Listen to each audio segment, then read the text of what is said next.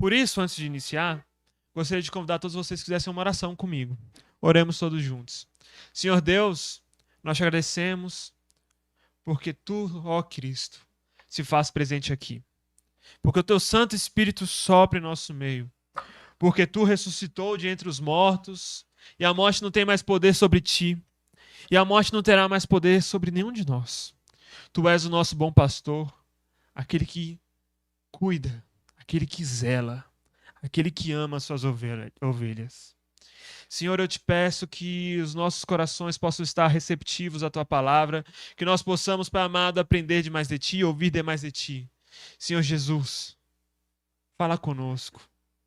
É o que eu te peço nesse momento. Pai, que as palavras da minha boca e o meditar do meu coração sejam agradáveis a ti. Tu que és a minha rocha e o meu redentor. Amém. Amém, meus irmãos? Meus irmãos, todo domingo, todo quarto domingo da Páscoa é conhecido por um nome carinhoso de o Domingo do Bom Pastor.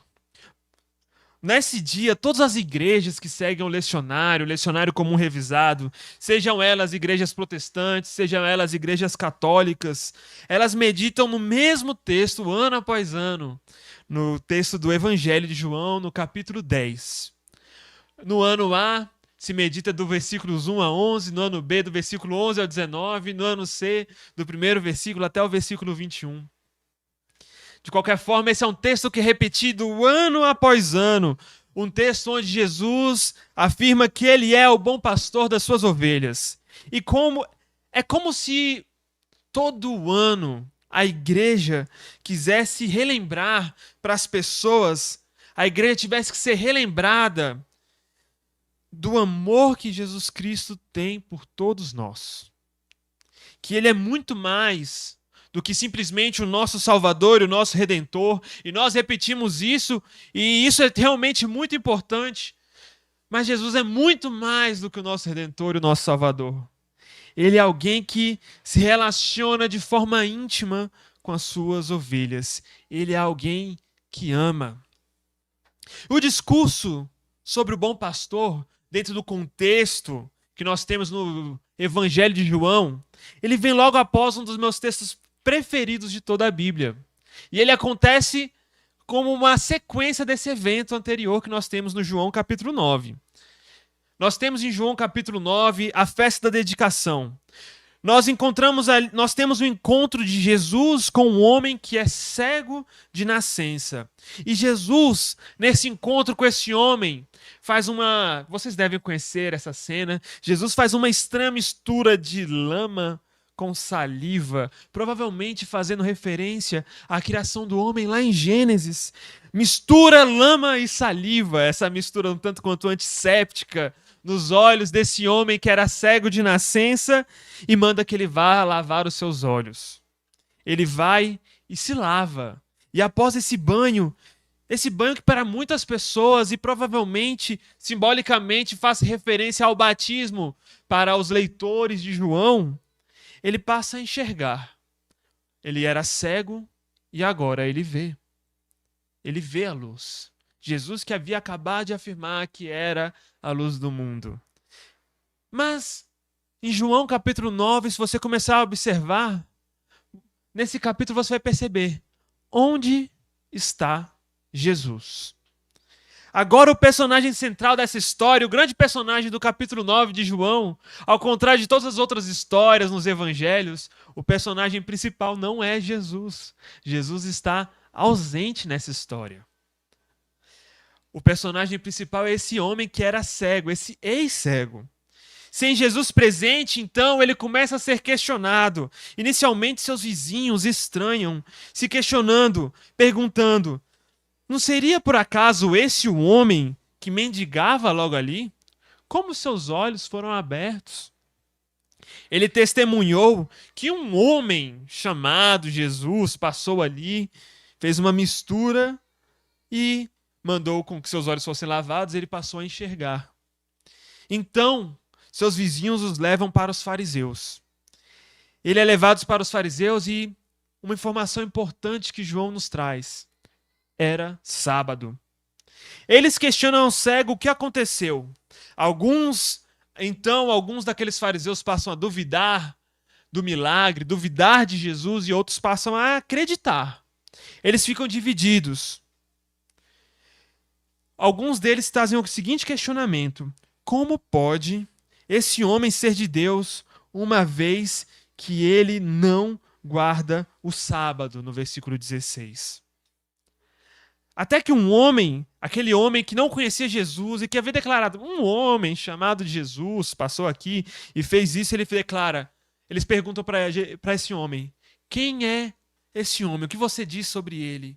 E o homem declara: ele é um profeta.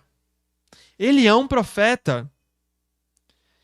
Eles continuam sem acreditar no homem cego, e a história continua. Nesse interrogatório, agora eles buscam os pais do homem cego. Os seus pais, eles não responderam corretamente que eles conheciam ou não, ou o que aconteceu com aquele homem cego, e uma informação importante nos é colocada. Eles não responderam porque eles tinham medo de serem expulsos da sinagoga, conforme nos é dito no versículo 22. Eles tinham medo de ser expulsos da sinagoga. Quando se fala sobre expulsão de sinagoga, no Evangelho de João, a gente tem que trazer um fato histórico importante, porque pessoas que acreditavam em Jesus Cristo não eram expulsos de sinagogas até após a queda de Jerusalém no ano 70. Não existia expulsão de sinagoga até aquele momento histórico. Então aqui muitas pessoas fazem uma leitura de que, na verdade, essa história não é apenas sobre um homem cego, mas, na verdade, essa história é sobre a igreja para a qual João escreveu o Evangelho, e todos os membros daquela igreja têm, na história do homem cego, a sua própria história como comunidade.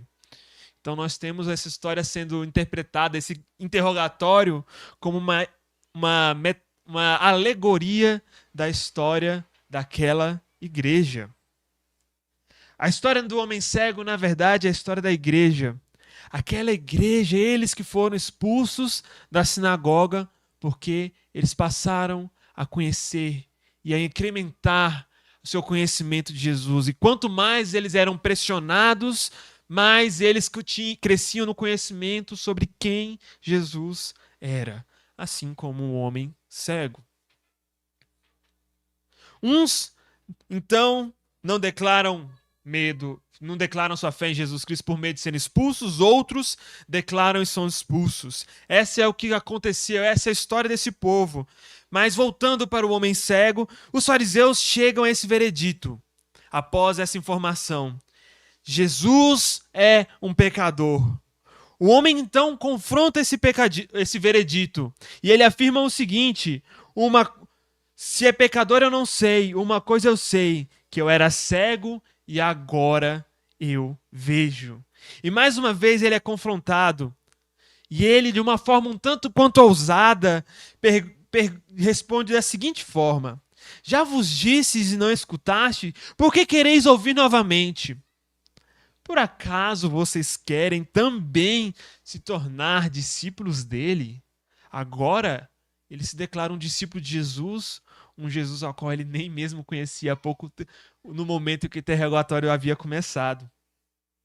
Ele vai crescendo no seu conhecimento de Jesus. Por fim, então, esse confronto acaba e ele acaba sendo expulso do meio dos fariseus. Ele é colocado para fora. E por mais que agora ele tenha visão, ele foi expulso e não tem mais nada. Ele foi abandonado. Mas é justamente nessa situação de abandono onde ele finalmente é encontrado por Jesus no final do capítulo 9. E nesse encontro que ele tem com Jesus, ele declara: Jesus é o Senhor. Ele chega a uma compreensão plena e completa da fé. É no abandono que sua fé chega à sua plenitude. É ali que ele conhece Jesus de forma plena. É quando ele está perdido que ele é encontrado por Jesus. E é justamente nesse contexto, desse milagre, desse interrogatório, que nós devemos inserir o texto do bom pastor. Jesus vai ao encontro do homem cego e após esse encontro nós temos esse discurso do bom pastor. O homem cego, ou a igreja que se vê representada na história do homem cego, são as pessoas que são encontradas por esse bom pastor, que é Jesus. Quando qualquer um poderia se considerar abandonado, expulso, desamparado e sozinho, é nesse momento que o bom pastor te alcança e te traz para perto. É nesse momento em que sua vida é completamente transformada. Por isso Jesus afirma no nosso texto de hoje: eu sou o bom pastor. O bom pastor é aquele que dá a sua vida pelas ovelhas. Meus irmãos, e nós estamos acostumados a falar de pastor nas nossas igrejas. Nós estamos acostumados com essa ideia de pastor quando nós lemos a Bíblia, não é mesmo? Afinal de contas, um dos salmos mais famosos de toda a história da igreja é justamente o Salmo 23, um texto que foi lido hoje, em que nos é dito que o Senhor é meu pastor e nada me faltará, não sinto falta de nada. Em verdes pastagens me faz reclinar, para águas me leva para beber, em lugares de repouso ele me conduz. Quando ando por algum vale escuro, eu não temo mal algum, porque tu estás comigo. Essas palavras, meus irmãos, elas emocionam qualquer pessoa. Crentes e descrentes, quando ouvem o Salmo 23, ficam emocionados. O Salmo 23, juntamente ao Salmo 91, é um daqueles que a gente abre a Bíblia e deixa lá, mostrando na nossa estante, não é mesmo? Porque aquelas palavras trazem conforto para o nosso coração. Essas palavras emocionam a todos. E essa imagem que é evocada, de que o próprio Deus nos conduzindo para lugares onde nós temos alimento, o próprio Deus nos conduzindo com amor, essa é uma imagem maravilhosa. Essa é uma imagem que preenche o nosso coração. Mas a imagem que Jesus Cristo usa em João capítulo 10 evoca Salmo 23, mas vai além. Jesus vai além da mensagem do Salmo 23. Eu sou o bom pastor. O bom pastor dá a sua vida em favor das ovelhas. Jesus não é somente um bom pastor que conduz as ovelhas para pastos verdejantes, para comer a melhor comida possível, para beber a melhor bebida possível. Não é somente aquele que caminha ao lado quando você está andando pelo vale da sombra da morte. Muito mais do que simplesmente caminhar ao seu lado. Ele é aquele que entrega a sua vida em favor das suas ovelhas. Existem até mesmo pessoas que podem fazer um bom serviço cuidando das ovelhas do bom pastor. O nosso texto, algumas traduções vão trazer como mercenários, a minha tradução trouxe como assalariado. O final é que são pessoas que cuidam para obter ganhos financeiros. Essas pessoas, por mais que elas possam fazer um bom serviço, no primeiro sinal de perigo, elas fogem. Elas não são capazes de entregar a sua vida. O interesse dessas pessoas está no fato de que elas podem obter ganhos financeiros. Às vezes mal intencionadas, às vezes bem intencionadas. O texto não deixa tão claro isso. Mas elas não têm a capacidade nem a coragem de se entregar completamente, assim como o bom pastor faz. O bom pastor, ele é aquele que conhece as ovelhas. Ele diz o seguinte: eu sou o bom pastor. Eu conheço as minhas ovelhas e as minhas ovelhas me conhecem. E assim como o Pai me conhece, eu conheço o Pai e dou a minha vida em favor das ovelhas. Ele conhece as suas ovelhas. E as suas ovelhas conhecem a sua voz. Conhecer, intimidade. Jesus é aquele que conhece o homem cego. Jesus é aquele que conhece a igreja que foi abandonada, que foi expulsa, a igreja que está sendo perseguida, que está sendo excluída. Jesus é aquele que conhece pessoas que estão passando dificuldades. Meus irmãos, Jesus é aquele que conhece você. Ele conhece as suas ovelhas porque ele é o dono. Ele tem a propriedade das suas ovelhas. Elas pertencem a ele. Nós pertencemos a ele. Ele é o verdadeiro dono e isso significa que ele se importa verdadeiramente com cada um de nós. Isso significa que ele se importa comigo e que ele se importa com você. Quem são então as ovelhas desse pastor, conforme João capítulo 10 vai nos trazer? As ovelhas originais aqui, nesse contexto do discurso de Jesus, são o povo de Israel. Foi para eles que Deus havia profetizado que enviaria em Ezequiel 34 uma figura um tanto quanto messiânica, um pastor davídico para pastorear o seu povo. Ao contrário de todos os maus pastores que haviam naquele momento, o bom pastor seria enviado. Esse bom pastor, esse novo rei Davi que surgiria. Mas essas não são as únicas ovelhas desse bom pastor. Se você observar, o nosso texto diz que eu tenho outras ovelhas que também são deste pátio. Também estas eu preciso as conduzir. Elas ouvirão a minha voz e haverá um só rebanho e um só pastor. Ovelhas que ainda não estão no aprisco. As ovelhas originais são o povo de Israel. Mas a intenção divina nunca foi somente ter o povo de Israel. A intenção divina foi fazer com que outros povos viessem fazer parte desse mesmo aprisco que era o povo de Israel. As outras ovelhas são inclusas no rebanho do bom pastor. Os gentios, nós somos inclusos no rebanho desse pastor. O rebanho dele agora é formado do povo de Israel e de ex-gentios, pessoas que eram gentios, que abandonaram seus deuses e que agora passaram a ser uma nova coisa, uma nova humanidade, um novo povo de Deus. Eles são inclusos no povo de Israel e passam, como Efésios vem falar, nós passamos a desfrutar das mesmas bênçãos que eles possuem. O rebanho do bom pastor fica ainda maior, agora com ovelhas não apenas de uma nação, mas ovelhas de todo o mundo, de toda raça, tribo, língua e nação. Jesus não é somente um pastor que cuida das suas ovelhas como se essa fosse uma obrigação, meus irmãos. Como se isso fosse o seu trabalho, da forma como nós entendemos nosso trabalho, que nós levantamos de manhã todo dia, cansados, pensando, meu Deus, tudo que eu queria era continuar na minha cama.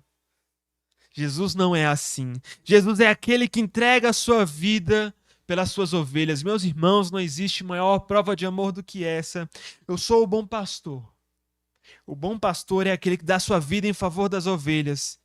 E por mais que essas palavras possam ser belas, nelas está escondida uma verdade que pode passar despercebida por muitos de nós. As ovelhas, elas estão em constante perigo. O bom pastor é aquele que vai de encontro com o perigo que essas ovelhas estão passando e o enfrenta. Para livrar as ovelhas das garras dos lobos, o bom pastor enfrenta os lobos que querem atacar as ovelhas. Ele morre na garra dos lobos para que as ovelhas não precisem morrer. O bom pastor entrega a sua vida. E então, meus irmãos, uma outra pergunta pode surgir.